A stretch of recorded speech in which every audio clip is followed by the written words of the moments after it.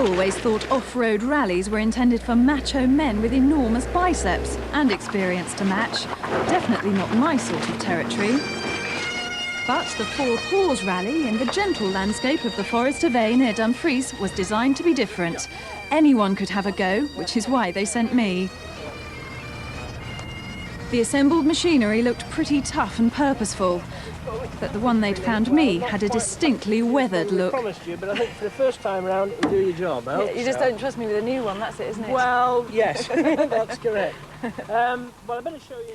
After inspecting my chariot, I was glad that we were to be in teams of 4. In that old truck, we might very well break down or get stuck in the mud somewhere along the way. In a normal Scottish summer, one would expect to find oneself axle deep in the stuff. But last August, the lack of rain meant conditions were more like the desert sections on the Paris-Dakar. Dry suited me fine, and at first it all seemed easy enough. That look of terror was just for the cameras, of course. But complacency brought early battle scars. I just hoped they'd be mistaken for go faster stripes. Our rivals in the pickup truck had first go on the steep reverse hill climb and made rather a fuss about it. Vauxhall racer John Cleland isn't too cool as a passenger. Maniac! Get first! Get back at you first! And that's Alan Douglas of Rally Report. No, first! He sounded rather frantic. Perhaps he'd rather have been spectating, as usual.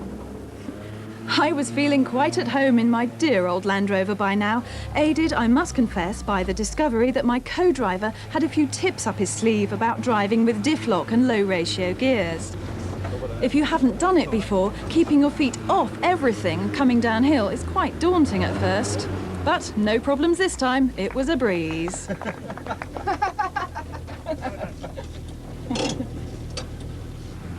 Some old hands had actually complained about the lack of mud. Then they saw this log test. Rivalry put aside, we all discussed tactics. What's to stop you putting some stones at the front? Oh, no. Why not? What are we going to do? Well, I suppose it's ingenuity, Yeah. isn't it? Put some rocks at the front. To Anyway, get the you go first.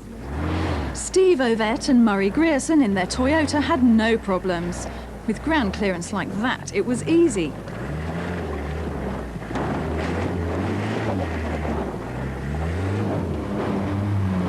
After watching the others carefully, my technique was okay. But the Land Rover's low-slung belly was to be a sticking point.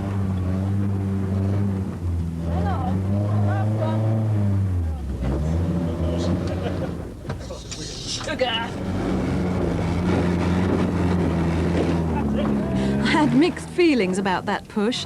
I needed it, but it cost valuable points. Trouble was, I had to start catching up just as things got more challenging. And I was receiving less than total support from my teammates. 15, 1-5. Don't worry, it'll be fine. You've got 10. complete faith in you. Would you say no brakes at all? And that's what put me off.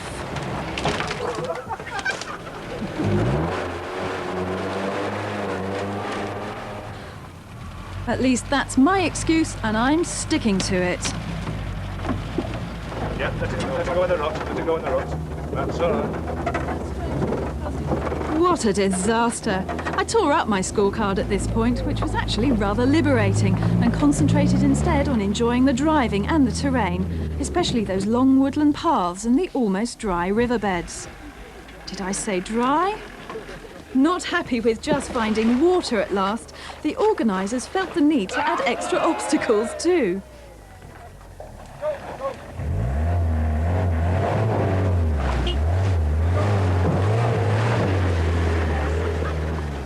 And rules are rules. Everyone, including the drivers, had to get wet feet.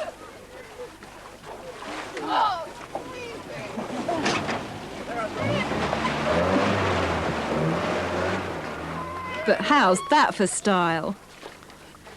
Steve Ovett's team provided entertainment. We found out why Steve himself normally runs on the flat. And at least we'd done it without a macho show of brute force. I was really enjoying this game by now. What's that strange buzzing noise?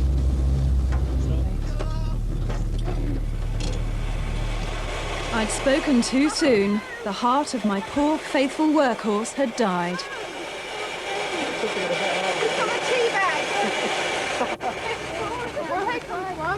And in a final ironic twist, we had to be rescued by the very people the event was meant to be in aid of.